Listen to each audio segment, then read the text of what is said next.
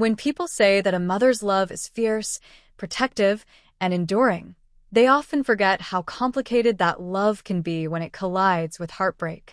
My name is Linda Harris, and I've lived long enough to believe that life doesn't always give us what we think we deserve, but rather what we need to grow. I never expected that my own son, Michael, would face the kind of pain that left him hollow, nor did I expect that I would have to step into a role far beyond just being his mother. What happened in those months after his heartbreak didn't just reshape his life, it reshaped mine, too. Michael was 27, my only child, and the kind of young man any mother would be proud of. He was kind without being naive, hardworking without being boastful, and he carried within him a quiet strength I admired. After college, he had built a good career in architecture and was finally beginning to see the fruits of his labor. But beyond his career, Michael had always longed for love. From the time he was a teenager, I could tell he wasn't someone who wanted to play games with hearts. He wanted the kind of relationship that felt steady, that felt like home. That's when he met Emily. Emily was bright, beautiful, and carried the kind of charisma that filled a room. The first time Michael brought her home for Thanksgiving, I could see the way his eyes lingered on her, the way he leaned into her every word. She had long auburn hair, a ready laugh, and a warmth that made it easy for me to open my doors to her. I won't lie, I liked her too. She seemed to care for him deeply, and for a while, I let myself believe that maybe this was the girl who would finally be the one. But life has a way of showing us truths we don't want to see. It began with little things. Emily started canceling plans at the last minute, giving excuses that felt thin. Michael would try to hide his disappointment when he showed up to Sunday dinner alone, insisting she was just busy, that she had deadlines or wasn't feeling well. I could see in his face, though, that it hurt. Then came the phone calls, conversations cut short, her voice colder than before. I didn't want to interfere. Michael was an adult, and every mother knows the delicate line between protecting your child and letting them walk their own path. But the night he showed up at my door at midnight, drenched from the rain, his face pale and his hands trembling, I knew something had broken. "She left me, Mom," he whispered, his voice so fragile it nearly undid me. "She said she doesn't love me anymore." Those words pierced me deeper than anything I had felt in years.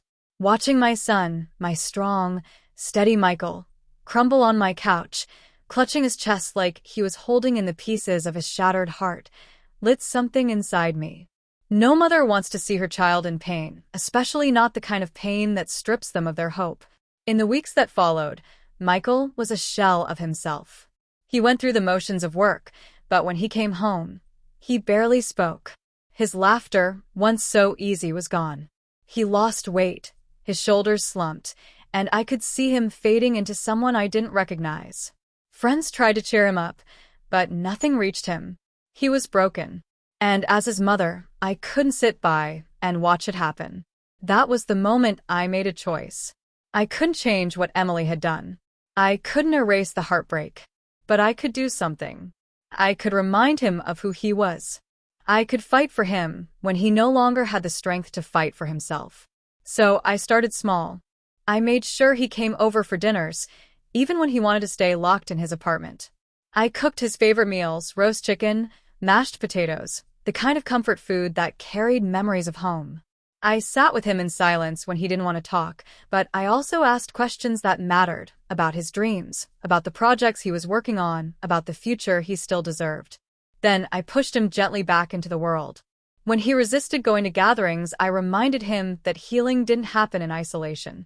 I introduced him to neighbors and friends, encouraging him to make connections again. At first, he was hesitant, his smile forced. But slowly, something began to shift. It was at a local community fundraiser that everything truly began to change.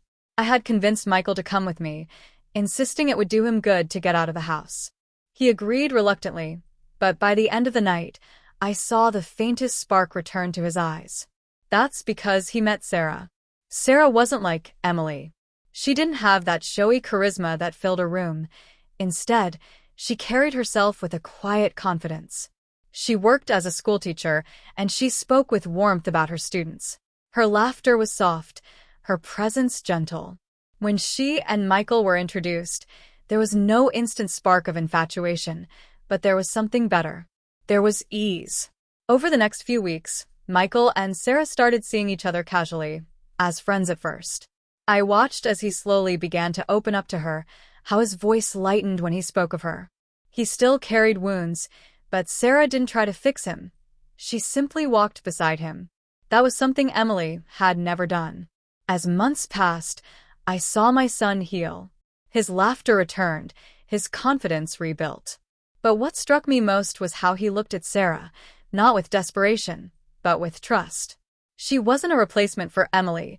She was something entirely different, something more real. And through it all, I realized something important about myself. In trying to help my son heal, I had rediscovered my own strength.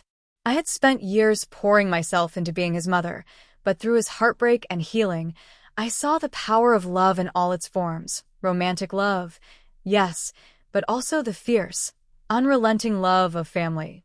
Emily may have left my son broken, but what I did as his mother changed everything. I helped him rise again, and in the process, I learned that sometimes the role of a parent isn't just to protect, it's to remind your child of the strength they already have inside them. What happened after wasn't a fairy tale, but it was something better. It was real, it was earned, and it was lasting. And for that, I will always be grateful.